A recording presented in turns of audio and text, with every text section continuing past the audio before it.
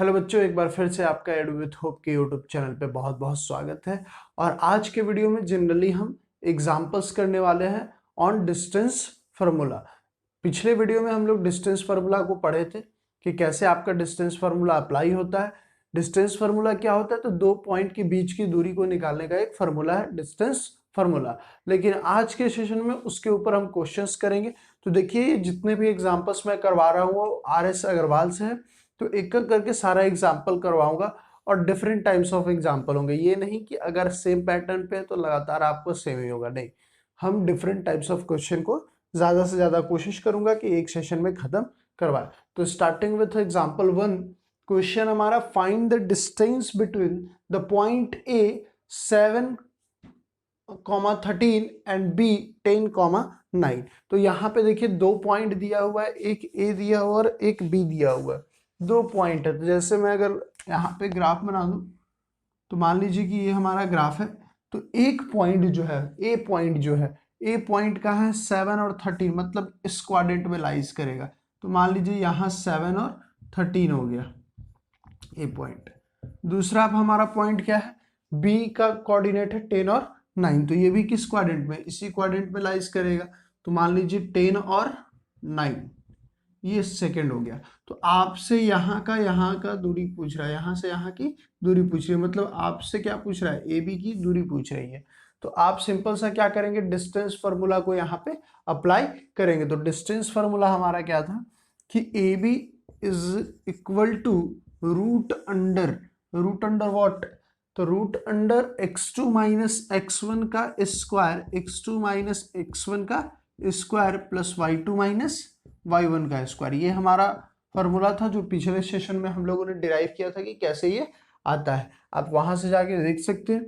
अब देखिए, तो यहाँ पे वैल्यू अब हम पुट करेंगे। तो यहाँ पे x2, अगर मान लीजिए ये वाले कोऑर्डिनेट को हम x1 और y1 मानते हैं, तो ये कोऑर्डिनेट को क्या मानेंगे, x2 और y2 मानेंगे। तो यहाँ पे चलिए सब्ट्रैक्शन किसका किसका होगा, x2 में से x1 का सब्ट्रैक्शन होगा। तो x2 हमारे पास कितना है, 10 है, x1 हमारे पास कितना है, 7 है, और ये दोनों का square plus y2 minus y1 का स्क्वायर। तो y2 हमारे लिए क्या है, y2 हमारे लिए है 9 और y1 कितना है हमारे लिए 13, तो इसका स्क्वायर हो जाएगा। तो यहाँ से जब आप देखिएगा तो 10 माइनस 7, पहले ब्रैकेट का काम होता है, तो 10 माइनस 7, तो ये हो जाएगा 3 का स्क्वायर हो जाएगा, और प्लस ये 9 माइनस 13, तो ये -4 का स्क्वायर हो जाएगा।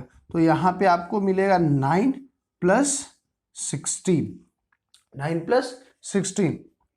तो ये जो जनरली आपका फॉर्मूला हो जाएगा 25, यहाँ पे सॉल्व करके तो यहाँ से आपको वैल्यू मिला 5।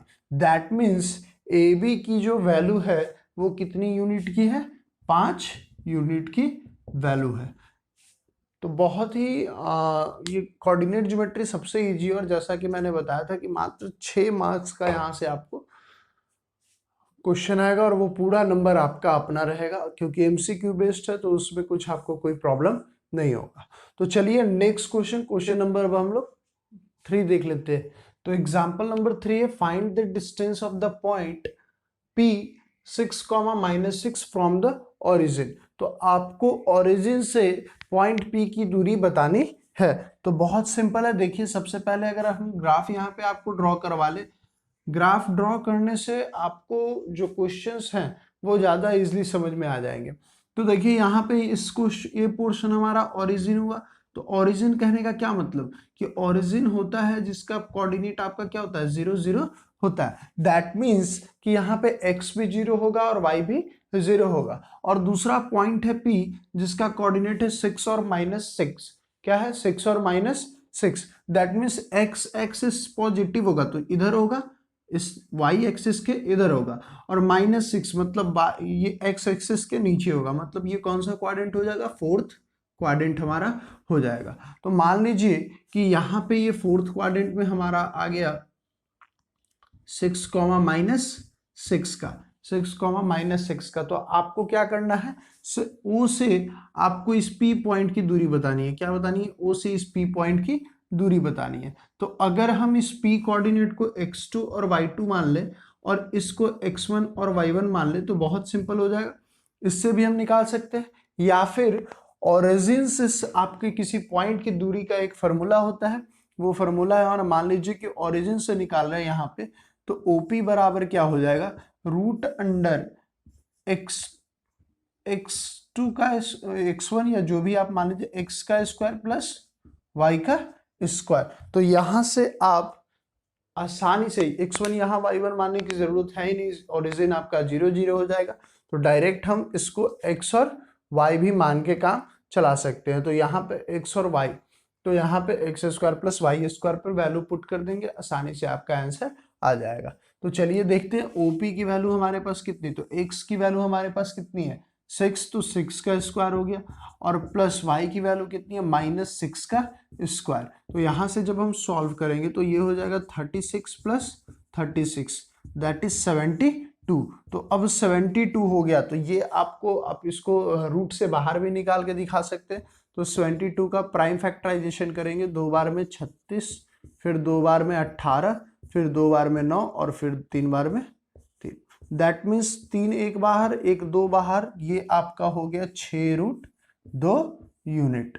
तो बहुत ही सिंपल मैथ है, आसानी से इस तरह से कोऑर्डिनेट ज्योमेट्री के क्वेश्चन ज़्यादा कुछ हार्ड नहीं होंगे, 1 2 होंगे भी तो वो आपको मैं करवा दूंगा, कॉन्सेप्ट आपका बिल्कुल क्लियर हो जाएगा।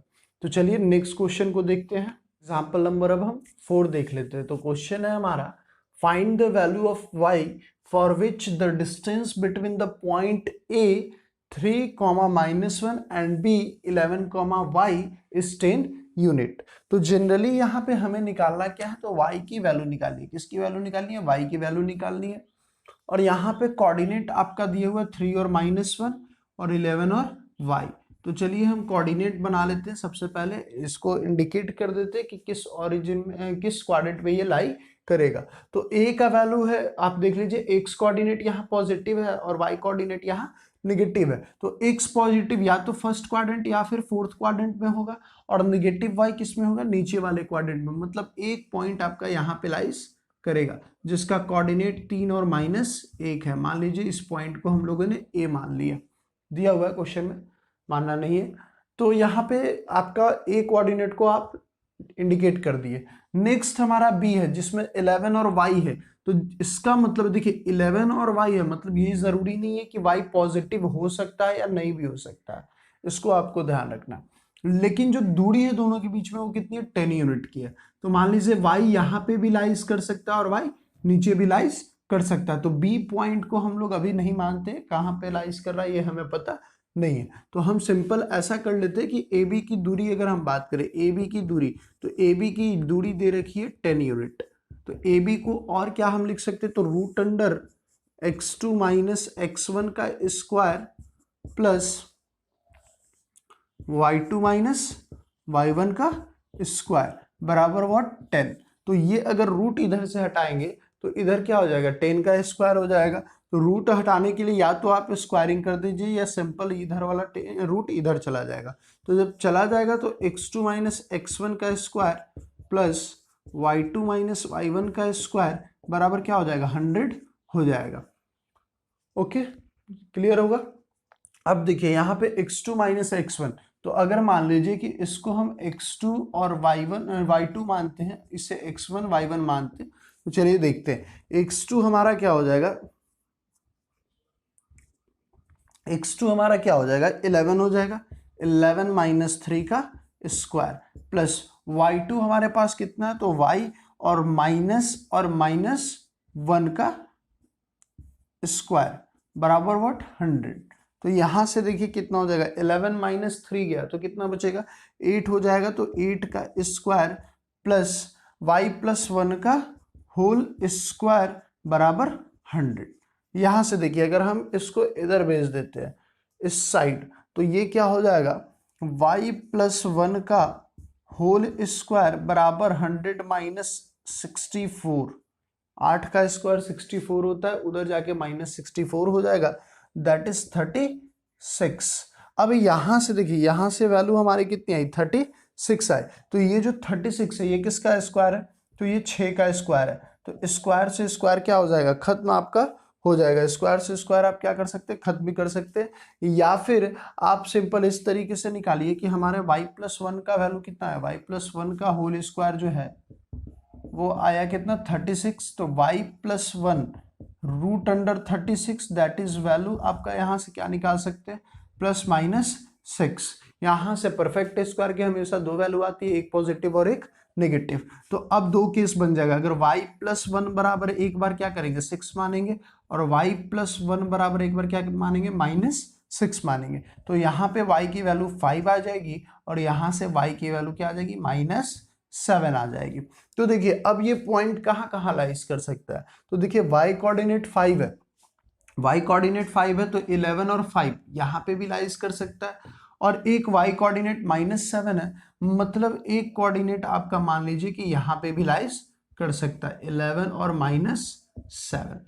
तो इस तरीके से मतलब हमें वैल्यू फिक्स नहीं थी y की कि पॉजिटिव आएगा का निगेटिव, क्योंकि क्वाड्रेंट बताने के लिए आपको साइन ही बताएगा कि किस क्वाड्रेंट में वो लाइज करेगा। तो आई होप आप समझ गए होंगे। कोई समझने में आपको अगर प्रॉब्लम है तो आप कमेंट करके हमें बता सकते हैं। तो चलिए नेक्स्ट एग्जांपल की तरफ हम बढ़ते हैं। तो देखिए नेक्स्ट क्वेश्चन हमारा एग्जांपल नंबर 5 है, और क्वेश्चन है हमारा if the point P k -1, 2 is equidistance from the point A 3, k and B k, 5 find the value of k। तो यहाँ पे जनरली क्या कह रहा है कि अगर मान लीजिए कि P जो है ये एक लाइन है, इस लाइन पे A कोऑर्डिनेट है, B पॉइंट है और आपका P पॉइंट है, और क्या बोल रहा है if the point P is equidistant from the point A and point B, मतलब P से A की दूरी जितनी है उतना ही P से B की भी दूरी है, मतलब दोनों की दूरी क्या है एकदम सेम है। तो जनरली आपको क्या करना है कि K की वैल्यू फाइंड करनी है, किसकी वैल्यू फाइंड करनी है, K की वैल्यू फाइंड करनी है। तो जल्दी से हम लोग सारा का कोऑर्डिनेट लिख देते हैं, ये हो गया 3, k और इसका हो गया k -1, 2 और ये हो गया हमारा k, 5। फिगर मुझे बीच में बनाना नहीं चाहिए था, साइड में, लेकिन कोशिश करता हूं मैं इसको सॉल्व करवा देने की। तो देखिए यहाँ पे क्या बोल रहा है, क्वेश्चन ही बोल रहा है कि AP बराबर क्या है, PB है। दैट मीन्स AP का जो स्क्वायर होगा वही PB का भी स्क्वायर होगा, कोई प्रॉब्लम नहीं है, क्योंकि जब डिस्टेंस इक्वल तो डिस्टेंस के स्क्वायर भी इक्वल। तो यहाँ पे AP की अगर हम बात करें, अगर इसे हम x2 और y2 मान लेते हैं और इसे x1 और y1 मान लेते हैं, तो देखिए हमारे लिए क्या हो जाएगा। अगर हम यहाँ से सॉल्व करें तो AP की अगर हम वैल्यू पहले निकाल लें AP की, तो AP का हम लोग वैल्यू पुट करिए x2 - x1, that means k -3 का स्क्वायर प्लस, अब देखिए AP का स्क्वायर इक्वल टू PB का स्क्वायर, तो रूट तो हट जाएगा दोनों के स्क्वायर का। तो जनरली k -1 ये आपका x2 और ये आपका x1 प्लस 2 - k का स्क्वायर, ये हो गया हमारे लिए क्या, ये हमारा AP हो गया, क्या हो गया, AP हो गया। अब यहां से PB की अगर हम बात करें PB का, तो PB को क्या लिख सकते हैं, तो PB को हम लिख सकते हैं, अगर ये x2 y2 है तो वापस से इसको x1 y1 मान लीजिए, उससे कोई प्रॉब्लम नहीं है। तो अगर x2 k -1 k का क्या हो जाएगा, स्क्वायर हो जाएगा, और प्लस यहाँ पे क्या हो जाएगा 2 - 5 का स्क्वायर, यहाँ से जो वैल्यू हमारा आएगा वहां से हम k को इजिली निकाल सकते हैं। तो देखिए यहाँ से अगर हम बात करें k -4 का स्क्वायर हो गया प्लस 2 - k का स्क्वायर हो गया बराबर, यहां से देखिए k से k खत्म हो जाएगा, मतलब -1 का स्क्वायर हो जाएगा और प्लस यहाँ पे -3 का स्क्वायर हो जाएगा। तो बहुत सिंपल है, इसमें आपको कुछ ज्यादा वर्क नहीं करना है। तो देखिए यहाँ से अगर हम बात करें, यहाँ से अगर बात करें तो k² + 16 - 8k, k -4 का होल स्क्वायर है, तो k² + 16 - 2ab होता है, तो 2 4 = 8 × k, फिर यहाँ से 4 + k² - 4k बराबर 1 + 9। तो यहाँ पे देखिए अगर आप सॉल्व करना चाहे तो यहाँ में हो गया 2k² हो गया, कितना हो गया 2k², k² + k² 2k² -12k -8k -4k कितना हो जाएगा 12 के और 16 + 4 दैट इज 20 बराबर 10। बहुत सिंपल है। तो अब हम लोग क्या कर लेते हैं, थोड़ा सा इसको मैं रफ कर देता हूं।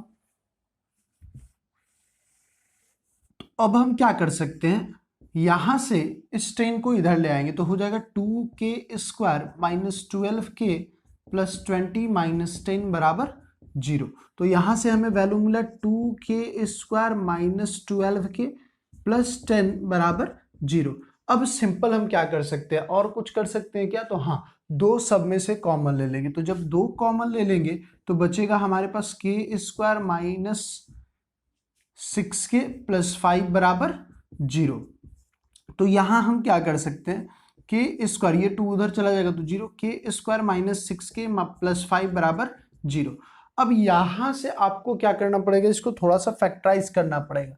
तो हमारे पास वैल्यू हो जाएगा k² - 5k - k + 5 बराबर 0। तो यहां से आप अगर k कॉमन लेते हैं, क्या कॉमन लेते हैं, k कॉमन लेते हैं, देखिए इस टर्म को हम आगे कर लेते हैं।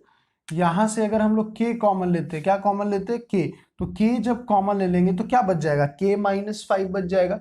तो k - 5 हमारा रह गया। और यहां से जब माइनस कॉमन लेंगे, यहां से हम जब माइनस कॉमन लेंगे तो यहां से माइनस कॉमन लिए तो बच गया k - 5 बराबर 0। तो दोनों जगहों से अब k - 5 बाहर हो जाएगा तो क्या बच जाएगा, k - 1 बच जाएगा बराबर 0। दैट मीन्स k की वैल्यू क्या आ गई, 5 आ गई, और k की वैल्यू क्या आ जाएगी, 1 आ जाएगी।